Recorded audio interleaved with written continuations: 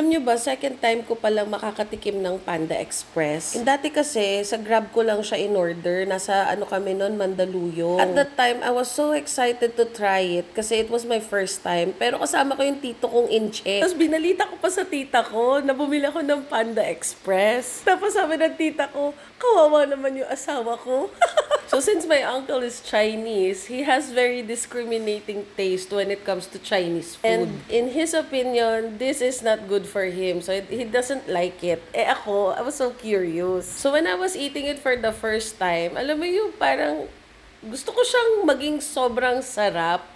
Pero dahil umaani ng pintas sa tito ko, parang hindi na rin siya masarap. Masarap din magluto yung tito ko. So, he's really credible when he criticizes. Kaya naman ngayon, na kahit mahaba ang pila, nakakaluwag-luwag naman tayo sa oras, ay susubukan natin mag-dine in. I want to experience yung sobrang dami nung sinasandok nila, tapos nag-uumapaw yung container, just like what I see sa mga vlog. Here I am, standing in line and ordering everything that I've been wanting to taste. So, we're starting off with the chow fan. Ay, chow fan ba to? Basta yung rice. Ayang chow pala.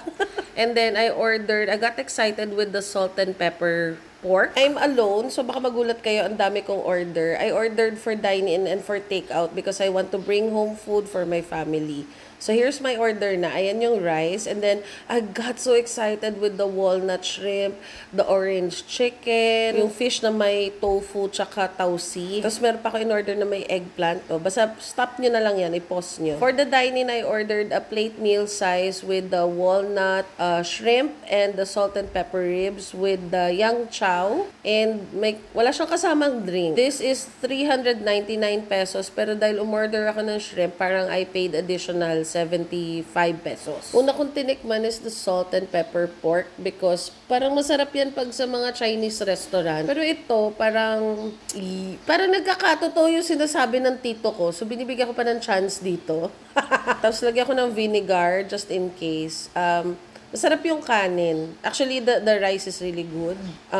Medyo dry yung... No, it's not medyo. Dry yung pork. I was expecting it to be like salt and pepper ribs. So, I moved on to the famous walnut shrimp or honey walnut shrimp. I also got excited with the other ulam that I will bring home to my family. So, binuksan ko na. So, ito na. Bagong luto siya, I saw it. So, in one serving, there's around 7 pieces of shrimp. The shrimp was drenched sa butter. And then, it's deep fried. Tapos, glazed siya, more like a mayo dressing. Parang may base siya ng mayo. Tapos the walnut na naka-sprinkle didn't really make a big impact. Pero masarap naman. Naman yung tokwa, the eggplant, tofu, kineme, it's good. Lasang mapo tofu ng likamki, parang ganun. Beef with broccoli, malambot. Medyo madulas yung beef kasi nga vini-velvet yan. Masarap naman. Lasang may oyster sauce, yung standard na lasa. Pero to be honest, I've tasted better. Oo nga, tama nga yung tito ko. Naririnig ko yung boses ng tito ko habang sumusubo ako.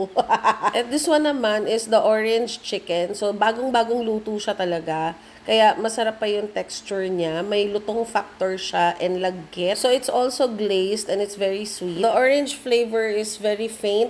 You have to sobrang talas na panglasa para malasahan mo yung orange zest niya. Minom muna ako ng tubig kasi parang matamis lahat yung in-order ko. So, I went back, got some shrimp, and added the walnut just so I could understand the flavor. Meron siyang simple syrup na may parang honey, pero lasang-lasa ko yung mayo. Meron siyang aftertaste ng mayonnaise. So, parang siyang warm shrimp salad. Parang ganun yung dating niya sa akin. Nakatry na ba kayo nun, yung warm shrimp salad? Parang siyang fruit cocktail na may hipon na may mayonnaise. So, overall, I'm not going to say that I don't like it. Masarap naman, mahal lang. I paid around 3,000 plus pesos, almost 4,000 pesos. I could have eaten sa mas eleganteng Chinese restaurant. Parang ganun yung feeling niya. Pero, hindi ko sasabihin na hindi ko na siya hahanapin. Kung babalik tayo, I would still enjoy it. My family did enjoy it. Ayun lang, bye-bye!